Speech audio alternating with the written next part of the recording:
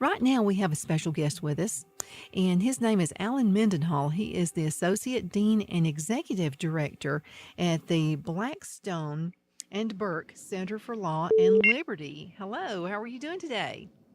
Hi, Donna. How are you? Can you hear me fine? Well, it's a little bit fuzzy. Are you on a cell phone? I am on a cell phone. Okay, try to get just as close as you can to the speaker. Okay. Okay, that'll help. That'll Is help that right is there. that better? Can you hear me better now? Much better. Yes, absolutely. Where are you calling Okay. us from? Are you in Montgomery right now? I am. I'm on the campus of Faulkner University in Montgomery, Alabama. Awesome. So always glad to have you on the show and very big welcome. And by the way, folks have sent emails to me and telling me that they really enjoy having you on the show. Oh, well, And thank you very so, much. That's an honor. yeah, I'm I glad to just hear wanted that. to tell you, I always like to spread good news when it happens. And you are an awesome guest. Let's talk just a little bit. I know quite a few things are happening in the political world. And one thing I just really wanted to talk with you about, though, before we start talking politics, is you have a book that's been published. I do. Let's talk I about that. I just this book just came out, and it's on U.S. Supreme Court Justice Oliver Wendell Holmes Jr. And I examined the literary qualities of his judicial writings. If you recall, I have a background in both English and the law. I got my PhD in English, and Hmm. my career has been in the law, but I've always been interested in the marriage of those two fields and the way they intersect. Hmm. And one way is in judicial opinions. The way certain judges write can have a very literary quality to it, and I argue in my book that Holmes's writings are very literary, and in particular, I'm looking at his judicial dissents. So when appellate judges write opinions, they write the opinion for the majority, and that's the opinion that goes out, um, and that's the quote-unquote law of that case.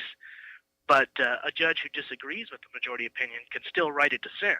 Hmm. And so the question is sometimes raised, why would a justice even bother? Why would a justice bother writing a dissent at all if it's not the law? Why would the justice bother saying why he or she disagrees with the majority opinion? Hmm. Well, one reason is that in the future, years down the road, later judges may see that dissent. They may be faced with the same legal issue, and they may say, gosh, I wonder what was written on this in the past.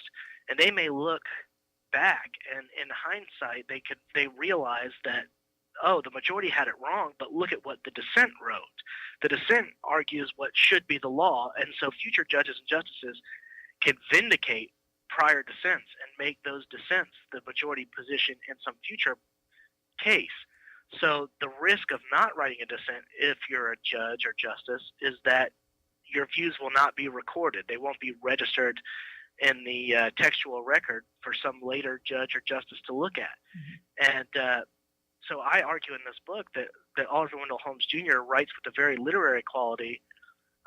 He not only dissents, but he writes his dissents with a literary style so that he draws attention to his opinions. Law students always read Holmes's opinions in law school because they're fun to read. They're unusual. They're literary, and part of my argument is that he does that so that he draws attention to his argument so that later judges and justices will come back and vindicate those views. Hmm. Absolutely. Now, where can folks buy this book? Oh gosh, you can go to Amazon. The name of the book is Oliver Wendell Holmes Jr. Pragmatism and the Jurisprudence of a Gun. I know that's kind of a mouthful, Hmm. but if you Google Alan Mendenhall Oliver Wendell Holmes Jr. book, I'm sure it can come up. But you can go to my website www.alanmendenhall.com and right by my picture on the front page, you can click on the book and that'll take you to Amazon and you can buy it there. Or you can just go to Amazon.com and find the book through that. Okay, that's awesome. And I'm going to make sure I get that too. That sounds very, very interesting. Let's talk a little bit about Senator Sessions, his confirmation hearings. Sure. Yeah, I was Where do we able to watch. begin? Oh, that's kind of that's tough to say. I almost don't know where to begin with that. I watched yesterday's hearings. I was unable to see the hearings today, other than just for a few minutes. So it's hard to say, but I know a lot of the fireworks we were expecting, at least from yesterday's hearings, sort of didn't happen. I think Hmm. there was a lot of hype, and then everything just fizzled. I know there were a lot of protesters who did a stage sit-in and chanted things and tried to discredit Senator Sessions and shout him down. But you know, it was for the most part uneventful. Well, I was expecting fireworks, as you said, and I was listening and kind of listening and doing other things at the same time. And from what I gathered, this is womanese. This is what a woman sees, reading between the lines. Seemed pretty focused, and it's like he was expecting something, but he just kind of he answered, and it's like, is that all you got? I mean, that's Yeah, what I took from it. I was well, expecting more. and there were some lines of questioning that tried to clamp down on him or tried to grill him. But I think Sessions' composure was what was Hmm. his biggest asset during that hearing. Yeah. I'm thinking back to the hearings on Bork when Reagan had nominated Bork to the Supreme Court, and those were very contentious. And Bork tried to, impress the people asking him questions or tried to outsmart them or talk over them. And it just turns out that that's not a great tactic for a confirmation hearing. I think for a confirmation hearing, you just sort of need to be humble and quiet and just sort of take it, because all the questioners are really just there grandstanding. They're Hmm. just playing to their own audience, and the last thing they want to be accused of is being soft on somebody. So they want to stand up there and grill the nominee, and then at the end of the day, if they vote for him, at least they can say they put on a show. Hmm. And I think there was some of that went on, but because Senator Sessions maintained his composure and for the most part was calm and collected, he didn't. There were no fireworks to be seen. Hmm. And this kind of reminded me, it wasn't a debate, but it reminded me of the debate between Pence and Kane, where, sometimes the squeaky wheel gets the oil. And I think we've run the country that way for the past 20 years, just my honest opinion about it. But it's Yeah, where Kane would get all frustrated and red faced and just, go absolutely basket cased. And then Pence just remained calm, like your father, like your right. father talking to you, remain calm. And I think that's how he won that debate. I really do. And I think that's probably right. I think that's probably right. Um, I think Sessions did a great job with that, and I was unable to see what the probably the biggest news was that um, Senator Cory Booker was going to testify against Senator Sessions, and that would have been the first time any sitting senator has ever testified against another sitting senator who's been nominated to a cabinet post. So that was sort of the big news, I think, today, and I just was unable to see that because of meetings and other things that I was involved in. But a lot of the chatter you're seeing around the blogosphere is that Senator Booker is trying to position himself to be the presidential candidate in the next election. So mm-hmm. and for 2020, he'll be the Democratic candidate, and that's sort of his goal. In fact, he came out with some phrase that was sort of troping Barack Obama. He talked about the arc of justice, and Barack Obama has talked about the arc of history, and so I think I think there's an element of I can be Barack Obama, hope change. I can give you that message, um, and he is also a young kind of charismatic figure. So Mm-hmm. But is he not a squeaky wheel type? You know where I'm uh, coming from? I think people are tired of that. I think people are more into let's be more structured because we see this other stuff is just not working. right, yeah, The businessman's approach. well, he's been in the Senate not very long, so I don't quite have an entire handle Mm-hmm. on his Senate voting record and stuff like that. But it's amazing to me is that everyone's trying to position themselves for the next election, Yeah, it's and already started. we we haven't we haven't even, we still have the Barack Obama is still president. We Hmm. haven't even sworn in Donald Trump yet. So it's fascinating. I know even Joe Biden has said he's considering running in 2020. And that's just amazing to me and somewhat unprecedented that we would be talking about that already. But Well, where do you think we would be in time right now had Joe Biden run for president instead of Hillary Clinton? oh gosh, that's a hypothetical that's tough to answer. I think Hillary Clinton was a terrible candidate for the Democrats. I think people just did not like her, and I think the Democrats probably would have been smarter to have run Joe Biden instead. But At least he's um, likable. well, yeah, and I guess he doesn't have some of the baggage as far as scandals uh, and leaks and Except for his email touchy servers. hands. I mean, his Well, hands is his there's problem. there's definitely that. There's definitely that, and he is Let's just he's got say his he's own issues. lovable, touchy feely. Yeah. uh, Yeah, it's just Joe being Joe. So, well, the one thing that's been sort of disappointing to see is that Barack Obama vowed to have this smooth presidential transition, and he's taking jabs in his final speech and his final days in office. The whole deal with 35 Russian diplomats um, that he banned from the country, while was seemed to be more of like setting up a problem for Donald Trump to have to deal with in his first days in office, rather than a true diplomatic response. And it's very interesting coming from the president who, basically made fun of Mitt Romney for saying Russia was America's mm-hmm. biggest threat, and then Obama, a few years later, is ordering the expulsion of Russian diplomats. He seems to be somebody that, and I've thought this throughout his presidency, he's sort of flying by the seat of his pants and does what he thinks public opinion will approve of at that time, and never really had a fixed vision that translated into concrete policy. And these, if you look at these last few months in office, Obama's created a lot of controversy. He's It's like created he's stirring the controversy. pot. He seems to be spending all of his time just stirring the pot. Why not just go out? I mean, just leave.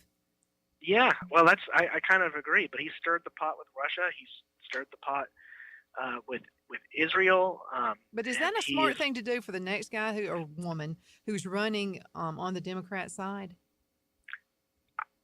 I don't think it's smart for anybody, because I think it's playing politics with with national interests. Mm-hmm. I mean, we're talking about a smooth and peaceful transition of power, and if you can't have that, despite being promised that, you're dealing with trouble. I know I don't want to pretend that the history of America has been idyllic all the time, and that we haven't had shaky transitions. I mean, we just think about even Richard Nixon to Gerald Ford. That's a rough transition to have to make, and I think President Ford did as well as he could do. But Barack Obama, I think what makes his situation slightly different is his rhetoric doesn't necessarily align with his actions. Mm-hmm. He has a problem with speaking softly and promising to, trying to seem as though he's going to do all these good things, and then he comes out and Lashes back. He lashes reminds back. me That's of right. the mother who won't let the son get married and move out. I mean, it's what it reminds me of. He won't go easy. Now, remember, George Bush Jr. had faults. I'm the first to say that. But if you remember, it was an easy transition there, I think, on Bush's side, where Well, he just kind of left and didn't say anything else, got out of the limelight. it was a very smooth transition, and of course Bush took office, coming after that Bush v. Gore decision where the Supreme Court stepped in. So it was he didn't get the popular vote, so that could have been a very tough transition for him. So he probably recognized the importance of making that presidential transition as smooth as possible. And when he left office to allow Barack Obama to fill that spot, so I think he had some interesting experience that made his transition better and smoother. Mm-hmm. Well, I didn't listen to President Obama's speech last night. Did you hear the speech? Did you listen? I refused to watch it. I refused to watch it. You want to know what I did? I watched Unforgiven, the 1992 Mm-hmm. Western. I said, you know what? I'm gonna go Right. watch something that's not gonna sit here and get my blood pressure up Yeah, today. that was my thoughts exactly. And from the sound bites I've heard, it was basically the same old anyway. Best of luck to him. I wish him a smooth life, and I hope things go well for him. And but it's time to move on and pass the torch on to somebody else. I think that's right. I'll be curious to see. I'll be curious to see how Trump's cabinet choices play out. I know he's not through with all those. I'll be curious to see how these confirmation hearings pan out. I got to see a little bit of Rex Tillerson's hearing this morning. I did not get to see the big moment when Marco Rubio questioned him about Russia and whether Putin was a war criminal. I missed all of that, so I missed whatever fireworks were there for that. But I think Rex Tillerson is a good choice. I think his business experience makes him, a unique pick. Unlike most Secretary of States have a different skill set, but I think business skill sets, especially on the international level, are good enough to prepare you for that position as anything else. Mm-hmm. I do too. I do as well. And then your thoughts again on Donald Trump and the Russian connection, if you will. Well, it's really hard to say with all that. I mean, it does seem as though CNN and BuzzFeed probably violated some sort of journalistic ethics in the way they reported the story they reported last night. I am, as the day has gone on, more and more people have started digging, and you've got, even the New York Times saying, wow, BuzzFeed and CNN really messed up by reporting this. And of course, there were. Well, wasn't the whole thing a joke? Well, I wish I could say for certain. I don't know. I'm just a guy, but there's a lot of chatter on the internet saying that it was just a hoax. That the whole dossier that they had based it on was based on fake or at least unverified documents. Mm-hmm. And who knows? I didn't write the documents. I don't know. At this point, what's so interesting about all this is that, CNN's one of the major news networks, and it's hard to just read the news, go to their front page and see the way they're reporting stories, and they're starting to succumb to just clickbait. Well, let's go ahead and take a break. Now, you hang around because we have more things we'd like to talk about. Always exciting to talk with you. Let's cut to a break. And again, listen to us online at 1400WFPA.com. That's 1400 Wonderful, FortPayneAlabama.com. We'll be right back in just a moment. Some things that are happening right now with the confirmation hearings. And, this is just a really weird, crazy, wild world that we live in right now. What do you say? Well, it was, and today was particularly hectic because you had Senator Sessions' confirmation hearings. You had the confirmation hearings of Rex Tillerson going on. You had, this was the day after Barack Obama's farewell speech. You had Donald Trump giving a rousing press conference, that was sort of a freewheeling, interesting, entertaining spectacle. And one of the most memorable moments came when one of the CNN reporters tried to ask Donald Trump a question, and Donald Trump shot him down and said, "No, we're not going to take any questions from you. You're fake news," which was that was something else. Uh-huh. But you know what? That's what makes him so interesting to me. He calls it as he sees it. Well, and It's people refreshing.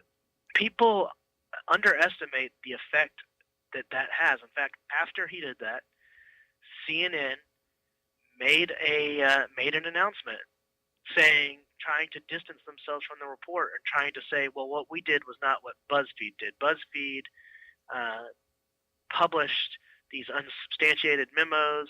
They were unverified, but all Hmm. we did was report on BuzzFeed's decision to publish these memos, and that the although the although the memos were unverified and unverifiable, probably, that it was still a newsworthy document, and so CNN is trying to distance itself from that, and that's partly because Donald Trump's willing to call him out on that. He doesn't just play the game. I thought it was interesting what he said also about his son, participating, in the White House, and he said if his son doesn't do his job right, then he's fired. Yeah. I thought that was hilarious. It sounded like something uh, he would say. it does. It does. Well, I sometimes wonder if that's how he ran all his interviews with Mm-hmm. potential nominees. I sometimes wondered if it was like the game show where he called them in. I even wonder, what about Mitt Romney? Mitt Romney said so many terrible things about Donald Trump when Donald Trump was running. Mm-hmm. How could he possibly interview this guy? Well, then you got to wonder. Well, it must have been somewhat pleasurable for him to interview him and watch Romney kind of grovel a little bit Mm-hmm. and try to position himself and maneuver for a spot. Do That you must think have been anything's going somewhat to come gratifying. out of that? Do you think he'll find anything for Romney to No, do? no, I think Romney's out. I think he's gone from consideration Yeah. for Mm-hmm. um, any significant position. So But I think he needed to bring him in, not only for him to, kind of beg and grovel at him, but I just right. think, just kind of like I'm building a bridge. Let's try to get Hmm. along with everybody. And I also think he's the kind of guy that, whether he likes you or not, if he thinks you're going to really be an asset to his company or to what he does, he's going to consider you. Well, that's true, I think that's very true. I think he wants to do. I mean, he wants to assemble the best team he can assemble. He strikes me as a delegator, somebody that knows where his own weaknesses are, and he may not come across that way in a press conference, but you can just tell from the way he leads and the attorneys he hires and the businesses that he staffs. He surrounds himself with people who know what they're doing and can get it done, and he can do what he's good at, which is, for one thing, we know for sure, dominating dominating the media. Mm-hmm. He knows how to get headlines, and he knows how to rope reporters into tricks when they don't even know they're falling into them. Mm-hmm. He clearly has the edge on them. He's a little more savvy than the average reporter, I I think he is too, and he kind of reminds me of a good episode of Columbo. That's one of my favorite shows. I watch this show every Saturday night. I mean Sunday night, and it's just he'll kind of lead people along, like, well, I really don't know what's going on. I'm just kind of here, blah blah blah. Like he's kind of dazed a little bit, and then he pulls it out at the last minute. Well, and in the debates, he was able to do that as well with Hillary Clinton. He was able to get under her skin in ways that the media didn't really appreciate. I remember in particular the first debate. As soon as it was over, the commentariat and all the pundits were just cheering Hillary Clinton and her alleged victory in that debate. And they made a big deal out of how she had supposedly gotten under Donald Trump's skin, had caused him to give some answers that were maybe unscripted or unrehearsed and maybe potentially unwise. But they missed the fact that that's who Donald Trump is. First of all, that's one reason he appeals to to ordinary people is because he is unscripted and unwise. Because if you're scripted, not unwise, excuse me, unrehearsed. If you are rehearsed and you are scripted, well, there can also be an element of deception that can give the appearance of impropriety or deception or just being staged. People want to see somebody that's authentic and raw and down to earth and that they can identify with. And yeah, that we're not all billionaires like Donald Trump is, and yeah, he's got a career in business and he was born with wealth that I certainly didn't have, but I can at least I can understand what frustrates him. That's the thing that I think the Democrats haven't gotten. And by the way, this to me is the height of this sort of epitomizes the Democrats' problem. Is what happened on Monday night. CNN made a gigantic deal about a Bernie Sanders town hall meeting. It was going to be the biggest thing on the air. Bernie Sanders was going to come on and he was going to talk about all the positive. Well, Monday night, the rest of us were watching a national championship football game. That was bad timing. That to me shows how out of touch the Democratic Party has become. But they don't even realize that what they think is going to be the biggest thing on television is going to be happening during the national championship. That just shows how out of touch leaders in that party have become.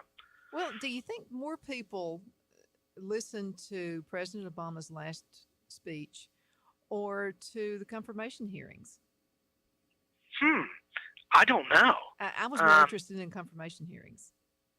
Yeah, I was because I've already too. heard the same old stuff. And yeah, I have too. And I listened to NPR this morning, and they had a former Obama speechwriter on the air, and he was waxing poetic and really fawning over the speech and glorifying Obama, and it's sort of amazing that he would have that many cheerleaders in the media. I read a report by the Daily Caller today that said that Barack Obama referred to himself 75 times in the farewell address, either by saying I or me or my or I'm, and that's sort of been the way. As a team, exactly, we are giving people credit that deserve credit. But yeah, I think Barack Obama is very pleased with Barack Obama. Coming out and talking about if I had run this election, I would have been reelected. And, that's just not necessary. There's no need to go out and say those things. Yeah, it has to be about the team on anything you do to be a true success. Let's kind of change the subject just a little bit and talk a little bit about Megyn Kelly. What do you think about her? Did she get fired or did she leave? Oh well, I think she left. I think there truly was some sort of bid war going over there, but I think her ratings have dropped on Fox News. I don't know. I think she'll be a success in the new gig. I think she will be probably better than what they have going on, but I don't think at NBC she'll have the star power that she had at Fox. No, I don't.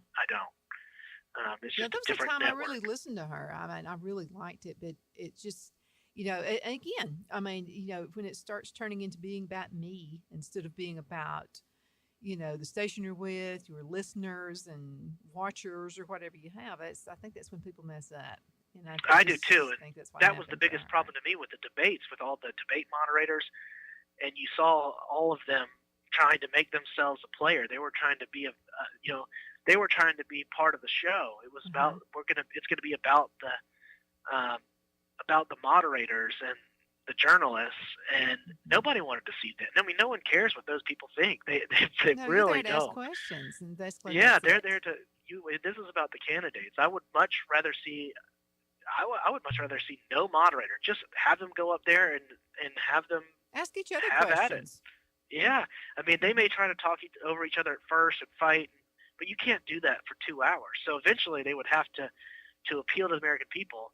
Somebody would have to be the level-headed person and facilitate a dialogue. And we hear so much about how we want to see civility in politics and we want to see dialogue, we want to see conversation.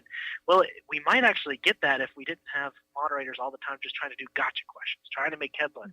If we put the two political figures on stage and let them just no rules, no holds barred, it would not turn into a boxing match. I promise you, it would turn out to be a very revealing conversation scripted answers would probably get tossed out. They would be forced to think on their feet. They'd be forced to maintain civility for the appeal of the viewers, and it would be a much more interesting thing to just get those journalists out of the picture. No one cares about them really anyway in a debate. Yeah, that you're telling that's just the way it is.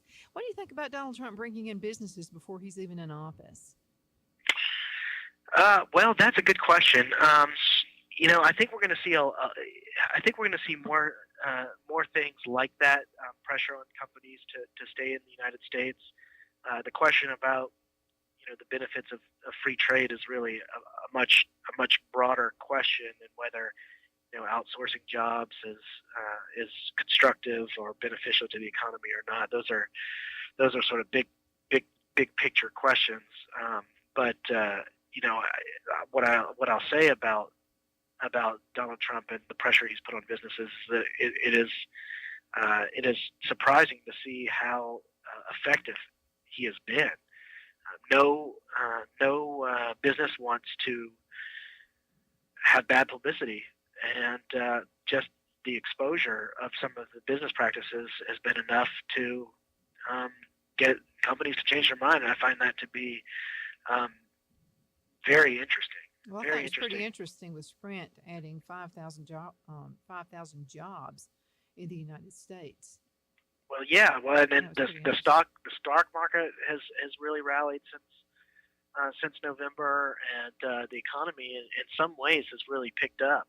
And well, it has. We have a little nest egg, and we're watching it grow instead of plummet, which has been pretty refreshing. Yeah, that's always a good thing. Makes me happy. Yeah. Well, it's all very interesting to see. I feel as if we're watching a very unique period in our history. I can't think of anything quite like it. I could think of maybe some figures like Teddy Roosevelt that might be comparable to Trump in character and bombast, and He reminds me of him too. A little brash, but let's get things done. I think so. Yeah, there's sort of a cowboy-esque element to their personality. Yeah, I'm the bull in the china shop. Move out of the way, but let's make it happen. I mean, what makes this situation so different is just that we're at a level, of technology now where, public and private life is blurred so much, and we just have so much more access to information immediately that people's private dealings and private affairs and private business and family life are able to be scrutinized in a way that we've never seen before. So it's just a unique time in that respect. Well, I heard so many people the past couple of years say, Donald Trump is going to stick his foot in his mouth and he's going to mess up and he's not even going to be president and all this kind of stuff. Of course he is. But what do you think about, should he stay away from Twitter or not? Gosh, I'm sort of torn on that because, in some ways he is, as I said earlier, effective in ways that you wouldn't expect. But in other ways, I think maybe if he gave himself a set bedtime and he said, "I'm." No, see, I differ with you on that. I say, "Go, Donald, go." Every time he says something else, I'm like, this is what we all think. Well, I think it's the 3 a.m. tweets that I think it's what then people start thinking, man, what is he like? Does this man sleep? Yeah. Yeah, very interesting, but it's he's using tools that are basically free. That's right. And it's free publicity. It was clearly effective on the campaign trail. In some ways, I think it's effective just as a diversionary tactic. If you get people talking about Twitter, and you get journalists talking about Twitter, you make clear some space for yourself to go work on other things. You get people distracted, and then you can go work on what needs to get done without having to be bogged down with the media scrutiny on that. I don't know. Maybe that's the strategy. Well, is he going to be able to scrap Obamacare? How can that be? Oh, I think Obamacare's done. I think it is flat out done. Well, see, the buzzword I hear, and this is from everyday folks like me, and it was pretty bad timing, and they should have done whatever they could have done, not to let the rates go up right before the election, and that may have just been the final straw. Against Hillary, because she was the same old same old. Let's keep this thing going, and so many people were complaining.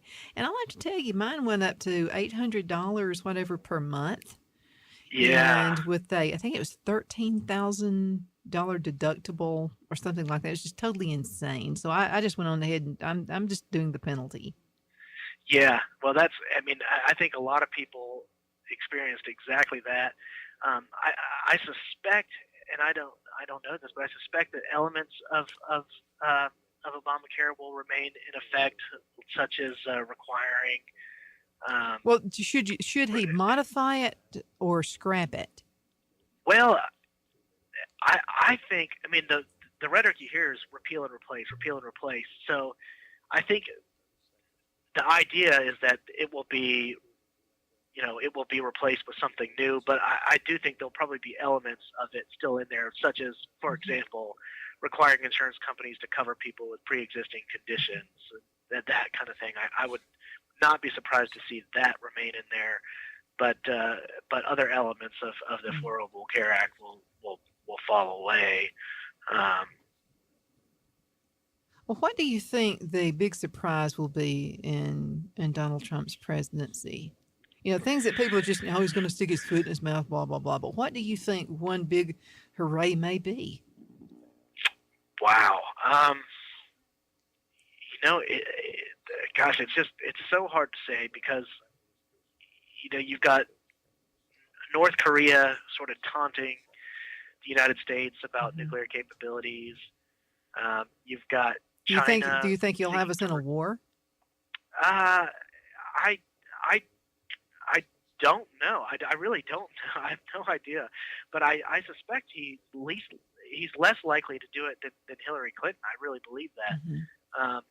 Now, if I were a North Korean, I would be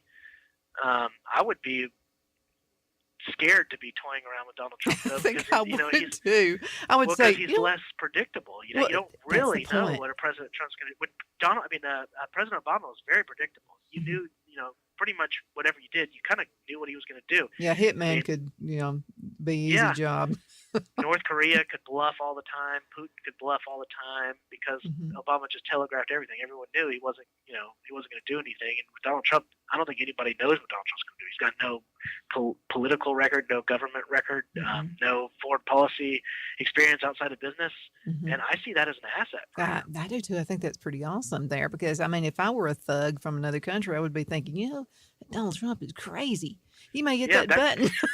That guy that tweets at 3 a.m. might hit a different button.